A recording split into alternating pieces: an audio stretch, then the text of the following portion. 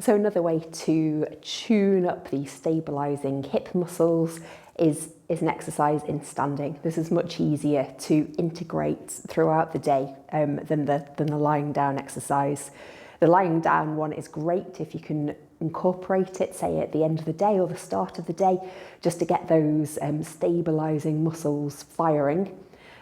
But if you can't do that, then if you're at the gym or even on your lunch break, doing some of these exercises, we're going to fatigue. So maybe after 10 or 15, you're going to be like, oh, that feels achy.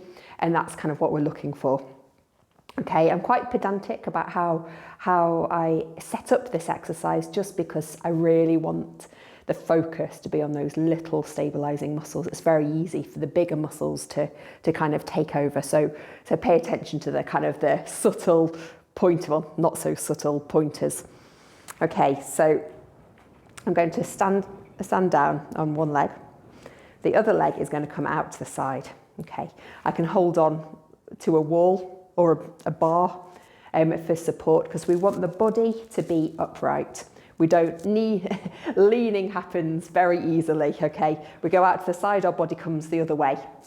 We want to keep the body upright. So if you've got a mirror or something to look at yourself in for the first few times, just to check we're not leaning too much. So we can hold on. You may find it easier to kind of be the other way, so the direction that you're going, you're holding on that side. Just go with the option where you're not going to be leaning. You can equally do it holding on in front of you on a worktop, for example. That's a nice option. And then we're coming out to the side. Okay, so we're standing tall. Imagine that the spine is long, finding our support. And then we just peel our foot out to the side.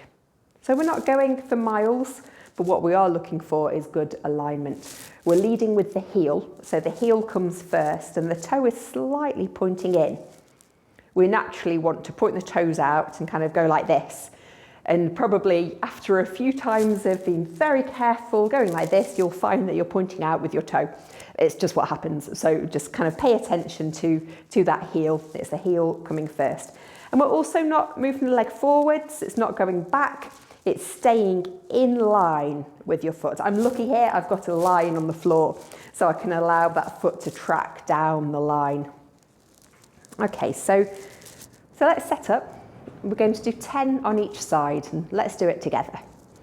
Okay, so go 1, back down, 2, back down.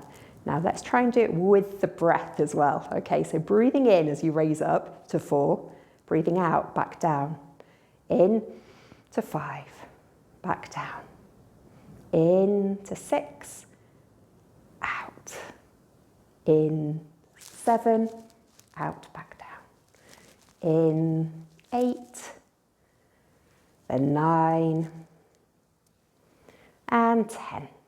Back to centre. You might need to give your hips a bit of a wriggle there. As you go on, doing more repetitions might feel easier, but if you want to kind of massage in that area, maybe we hinge from the hips coming forwards, just to stretch through there. And then we'd go over onto the other side. So you can do this by yourself. You've got 10 repetitions. We breathe in as we lift up, breathe out as we lift down. If the breathing is one step too far, do not worry about it. The most important thing is the lifting of the leg. Some people just find that as we breathe in, it's almost as if we're breathing in the leg and we breathe it out and back to relax. But please don't worry about that.